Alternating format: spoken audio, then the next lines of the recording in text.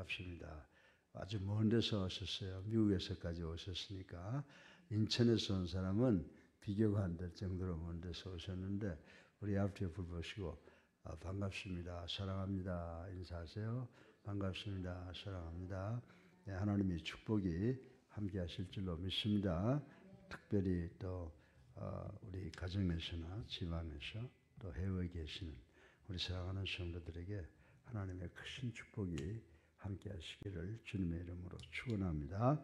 예, 오늘도 이제 신약성경 야고보서에 있는 1장 17절로 18절까지의 말씀을 통해서 하나님이 우리에게 주시는 말씀이 무엇인가를 생각해보고 은혜 받기를 주님의 이름으로 축원합니다. 근데 우리가 이제 믿음의 대상에 대해서 너무 잘 아는 것으로 take advantage, 그냥 다 아는 것을 이렇게 생각을 하고 있지만은 사실은 하나님이 누구신지 확실하게 아는 그리스도인들이 이렇게 많지 않아요.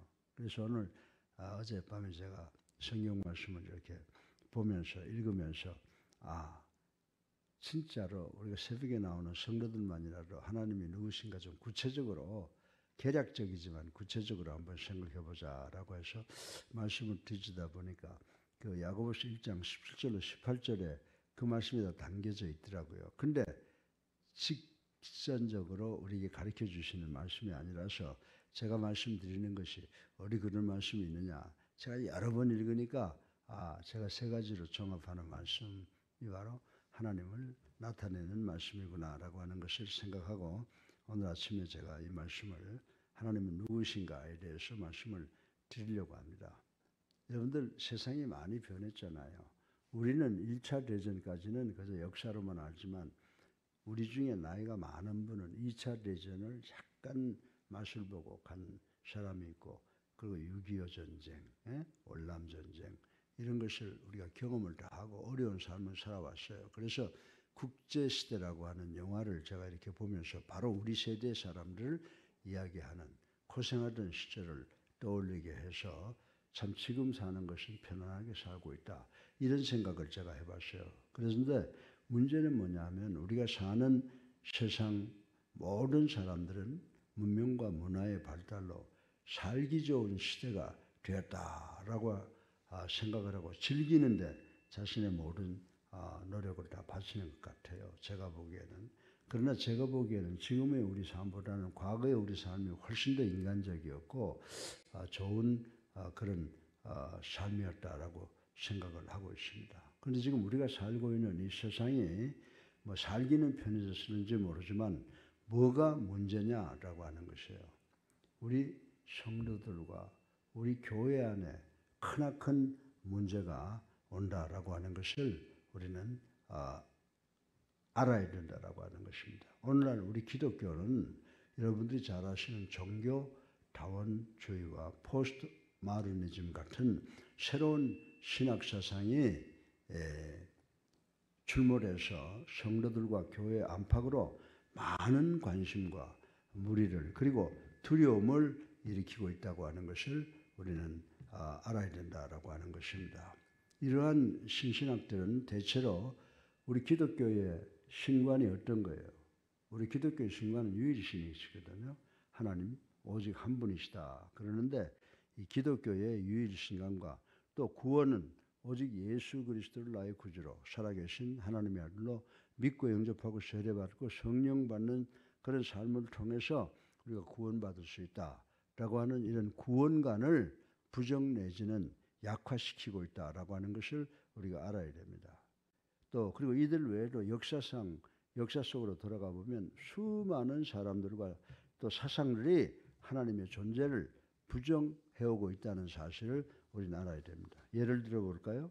예를 들어 보면 포에르바하 같은 사람, 또 이런 사람은 There's no God, 하나님이 없다라고 했으며 또 심지어 니체 같은 사람은 뭐라고 말했습니까?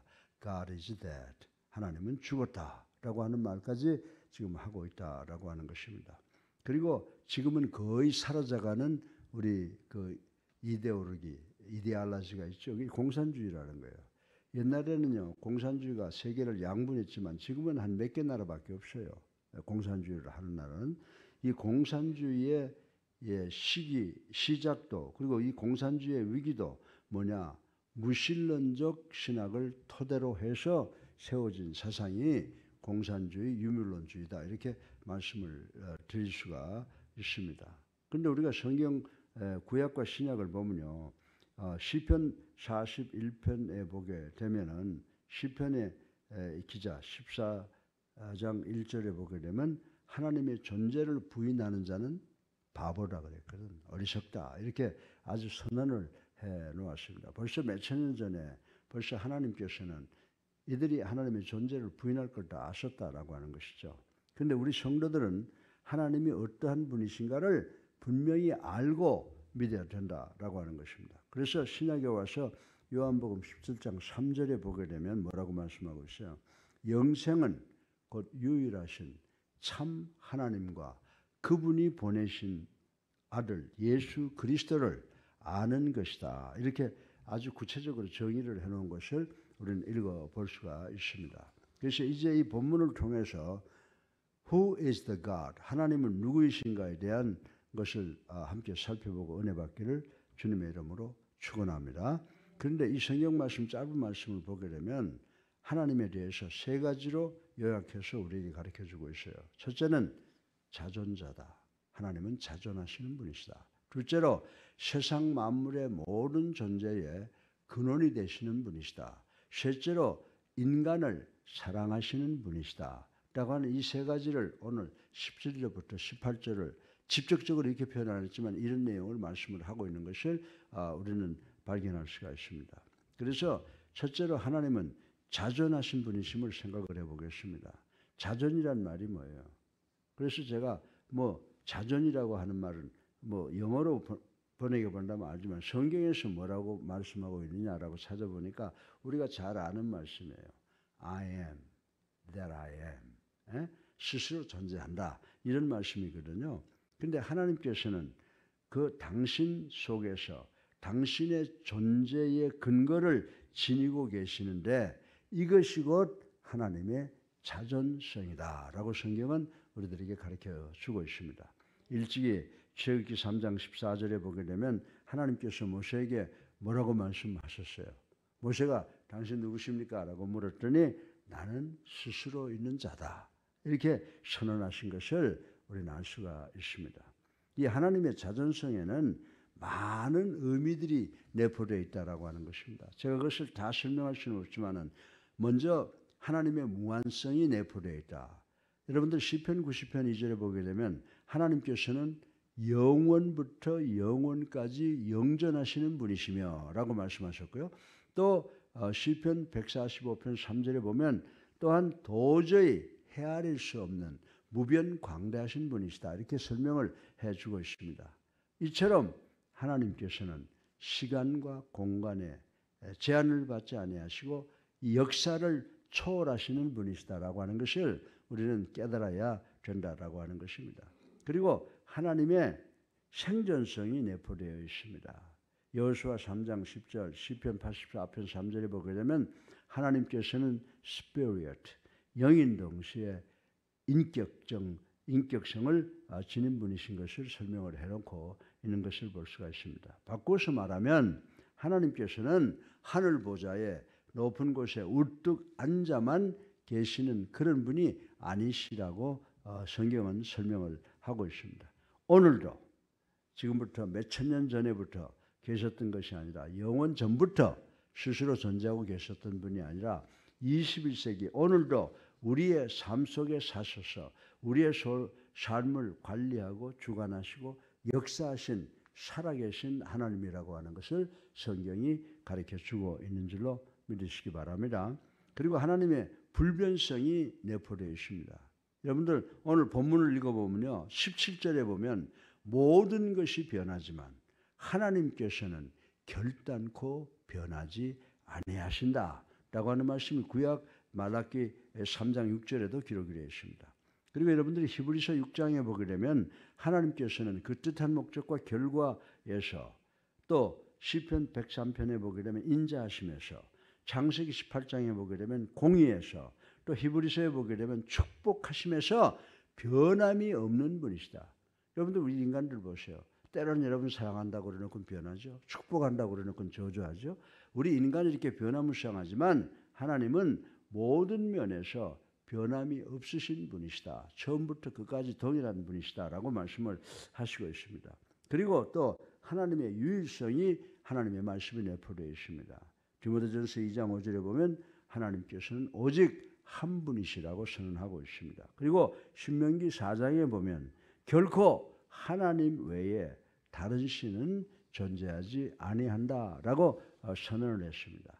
그리고 마지막으로 하나님의 전전능하심이 내포되어 있다라고 하는 것입니다. 그래서 여러분들 욥을 보게 되면 욥이 당한 고생이라고 하는 것은 참 말로 표현할 수 없는 그런 고통을 당했지만 욥기 42장 2절에 보면 하나님께서는 불가능한 요소가 전혀 없으시며 라고 정의를 해놓았고요. 또 시편 139편에 보게 되면 또한 모르심이 전혀 없으신 분이시다. 이렇게 말씀을 해놓고 있는 것을 볼 수가 있습니다. 따라서 우리가 하나님은 누구십니까?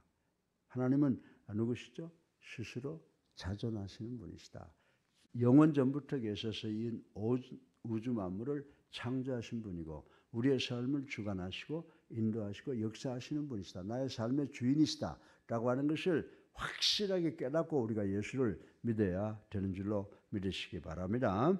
하나님은 누구이신가 라고 하는 질문의 두 번째 답을 제가 보니까 하나님은 모든 존재의 근원이시다 라고 하는 것을 알게 되는데 그 말씀에 대해서 간단하게 말씀을 드리려고 합니다.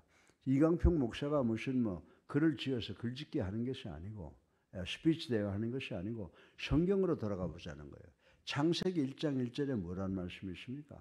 하나님께서 태초에 천지를 창조하심으로써 하시느니라 라고 하시는 이 말씀으로서 하나님은 만물의 근원이 되시는 분이시다라고 하는 것을 우리들에게 가르쳐 주고 있다고 저는 말씀을 드리고 싶은 것입니다. 사도 바울은 만물이 하나님께서 나왔다고 로마서 11장 36절을 통해서 우리에게 교훈하고 있습니다. 그리고 본문 17절에서 야고보 선생은 뭐라고 말하고 있습니까? 하나님을 누구라고 불러요? 빛들의 아버지라고 하여 이 우주 만물의 근원이 되심을 밝히고 있어요. 빛이 없으면 모든 것이 다 살 수 없는 거거든요. 빛을 비춰줌으로 만물을 살게 하는 그 빛들의 아버지라고 정의를 하고 있습니다. 그리고 시편 36편에 보게 되면 또 하나님께서 모든 생명의 근원이 되신다라고 이렇게 설명을 하고 있습니다. 바꿔서 말하면 하나님은 동물과 식물의 생명의 근원이 되신다. 창세기 1장에 또 20장, 24장에 보면 알 수가 있고요. 또 인간의 육적 생명과 영적 생명의 근원이 되시는 분이시다라고 이렇게 설명을 해놓으셨습니다. 창세기 1장 27절에 우리가 잘 아는 말씀이 있잖아요. 그 말씀이 뭐예요? 하나님은 우리를 누구의 형상으로? 당신의 형상대로 만드시되 뭘로 만드셨다고 그랬어요? 또 그것도 창세기 2장 7절에 가보면은 육체를 우리 인간 여러분의 육체를 뭘로 만드셨다? 흙으로 만드시고 그 흙덩어리에다가 어떻게 하셨다? 생명을 불어넣어 주셨다. 아주 구체적으로 우리에게 우리의 창조 과정을 설명하시고 누구든지 알 수 있도록 설명하신 말씀을 우리는 읽어볼 수가 있다라고 하는 것입니다. 그래서 히브리서 5장 9절에 보면 무슨 말씀이 있습니까? 하나님은 여러분의 하나님은 당신을 순종하는 모든 자들에게 영원한 구원의 근원이 되신다. 아멘. 네, 아멘입니다. 그리고 또 하나님은 구원의 근원만 되실 뿐이 아니라 우리의 복의 근원이 되신다라고 이렇게 말씀을 하고 있다라고 하는 것입니다. 그래서 창세기 2장 28절에서 하나님께서 최초로 인간에게 복을 주셨어. 아담과 하와를 창조하시고 복을 주셨는데 복을 주시면 곧 하나님께서 복의 근원이심을 나타내고 있는 줄로 믿으시기를 바랍니다. 그래서 사도 요한은 요한계시록 21장 3절을 통해서 정말 우리가 복받는 사람이 어떤 사람이냐 아주 쉽게 설명해 놨어요. 하나님의 말씀을 읽고 하나님의 말씀을 듣고 하나님의 말씀을 지키는 자가 복이 있다. 이렇게 말씀하셨어요. 그래서 여러분들은 진정으로 복 있는 자들인 줄로 믿으시기를 주님의 이름으로 축원합니다. 그래서 우리 성도들 또 이 설교를 듣는 분들 해외에 있는 모든 분들도 정말 하나님의 말씀을 듣고 읽고 지키는 자가 될 때 하나님의 넘치는 복을 받게 되는 줄로 믿으시기를 주님의 이름으로 축원합니다. 예. 그리고 하나님께서는 지혜와 명철의 근원이 되신다고 그랬어. 우리가 제일 원하는 거 아니에요? 덕목이죠. 그래서 욥이라고 하는 사람은요. 욥기 12장 13절에 보면 지혜와 권능이 하나님께 있고 모략과 명철도 하나님에게 속하였도다. 아멘이죠. 그리고 잠언 9장 10절에는 여호와를 경외하는 것이 지식의 근본이니라. 우리 오직 여호와를 경외 두려워서 예배드리고 그리고 하나님의 도를 지키는 것 말씀을 읽고 순종하는 것이 여호와를 경외하는 거니까 우리 옛사랑교회 성도들은 여호와를 경외하는 성도들 되시기를 주님의 이름으로 축원합니다. 하나님은 누구이신가라는 오늘 질문의 세 번째 해답, 마지막 해답은요. 하나님은 인간을 사랑하시는 분이시다. 아멘.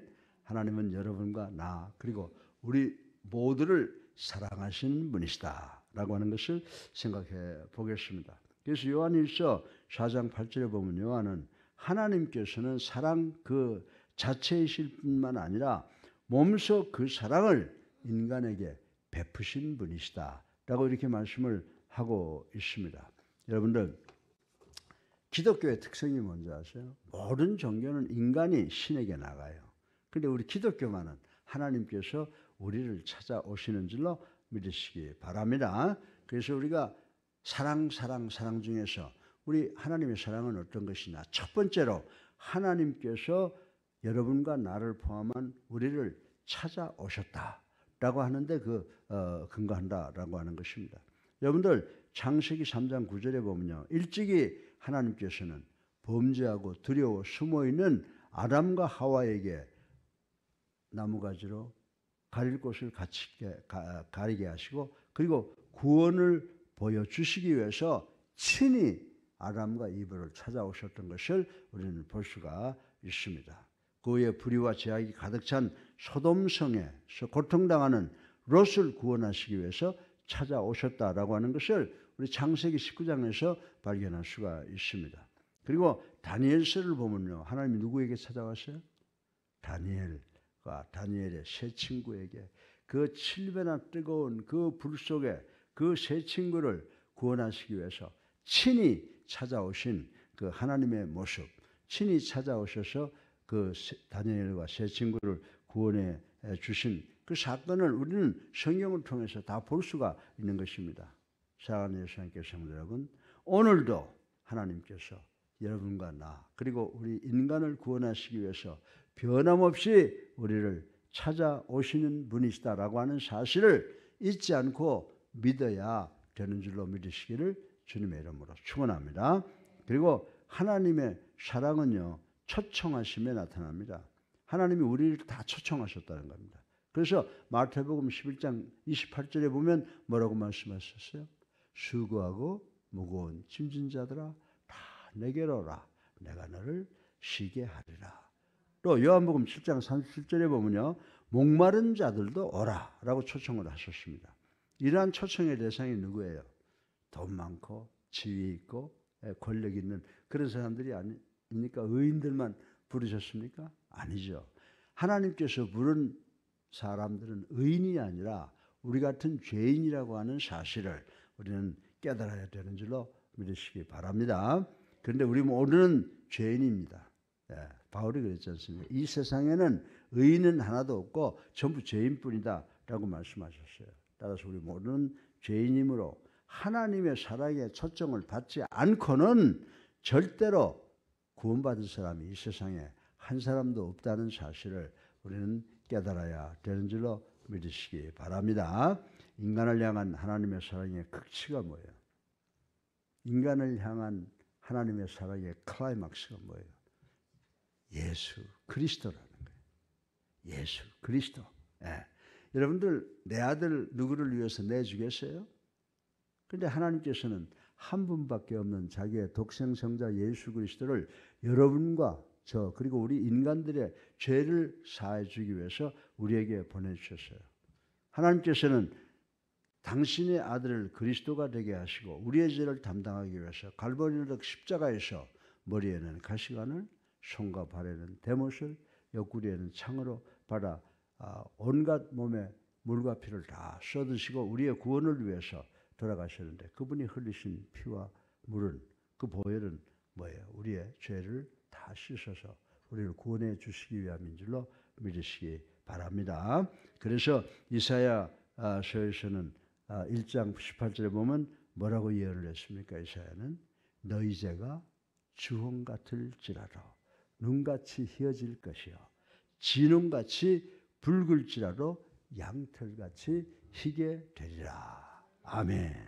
근데 오늘 야고보서에서는 뭐라고 18절을 보시면요, 하나님께서 진리의 말씀으로 우리를 새롭게 출발시켰다, 그렇게 말씀하고 있는 것을 우리는 발견할 수가 있습니다.